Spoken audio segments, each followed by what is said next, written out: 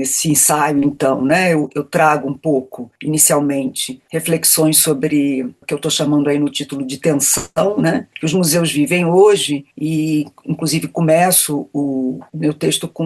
um subtítulo provocativo, que é Os Museus Ocidentais Morreram, Viva os Museus, né? Então, exatamente a ideia aqui foi abordar um pouco a situação de questionamento, de problematização que os museus, principalmente aqueles museus que foram criados ao longo do século XIX, século XX, que se constituíram a partir, muitas vezes, e em grande parte, né, na Europa, a partir de acervos coloniais, né, acervos oriundos de colônias de países europeus, né, e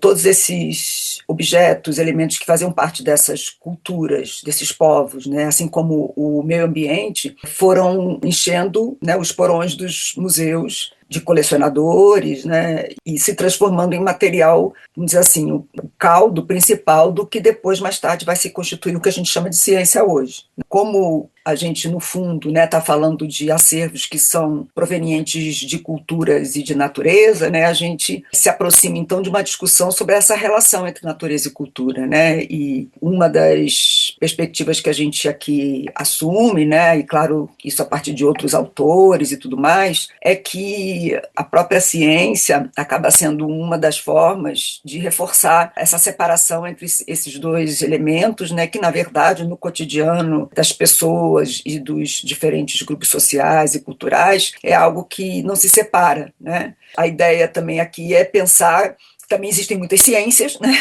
Muitas maneiras de fazer ciências, mas que uma determinada forma, que passou a ser entendida como única, como verdadeira, como universal, né? Ela reforçou, então, essas separações, né? Mais do meio para o final, né, a gente vai falar um pouco sobre essa relação entre o conceito de bioculturalidade, uma ideia, né, um conceito que vai articular essa dimensão que é da natureza com a dimensão cultural, e a gente se apoia, então, em autores mexicanos, o Vítor Toledo, Narciso Barrera Bassols e o Eckhart Boege, são autores que vão propor essa categoria de bioculturalidade, exatamente articulando conhecimentos que vêm da biologia, da ecologia, da biogeografia, e também da antropologia, da linguística, de etnólogos. Então, a ideia é exatamente pensar nesses elementos naturais como também culturais, e os culturais como também naturais, e olhar para essa relação. E a partir dessas leituras, e ao mesmo tempo coletando dados, né, junto com a Sinaida e o William, né, no Ecomuseu da Amazônia,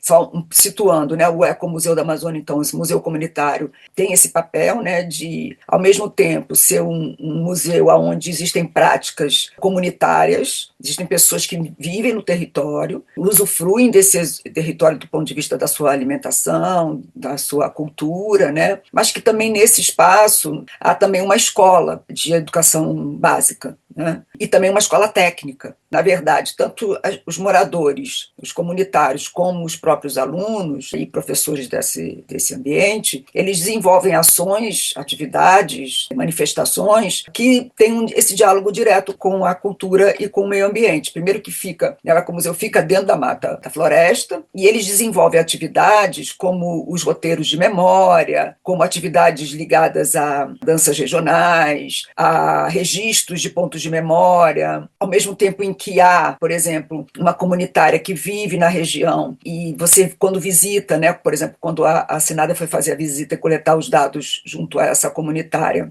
ela vai falando, né, da biodiversidade local, mas ela vai dando o exemplo a partir das comidas que ela faz, usando aqueles elementos que são da própria região, da própria, né, do ambiente em que ela vive, né? E a gente foi vendo que era nessa fala e nessas manifestações que a gente conseguia identificar o conceito de bioculturalidade, a ideia de bioculturalidade. Uma série de experiências, né, que vão reforçar essa inseparabilidade, vamos dizer assim, né, ou essa impossibilidade de separação de cultura e natureza. nas nossas considerações finais, a gente ressalta a importância dessa tipologia de museus, dos museus comunitários, para enfrentar essa ideia de ciência que é apartada da natureza, que é apartada do cotidiano das pessoas ou do senso comum. Então, eu queria finalizar dizendo que aqui a questão não é de desvalorizar a ciência, nem em nenhum momento, né, dizer que o conhecimento científico é exatamente igual ao conhecimento que é produzido pelas diferentes culturas e grupos, mas que são tão importantes quanto e que é fundamental a gente conhecer as formas de produção desses conhecimentos em diálogo com a ciência, no sentido de valorizar e de também poder, juntos, né, ciência e outras ciências, outros conhecimentos, construir saídas aí para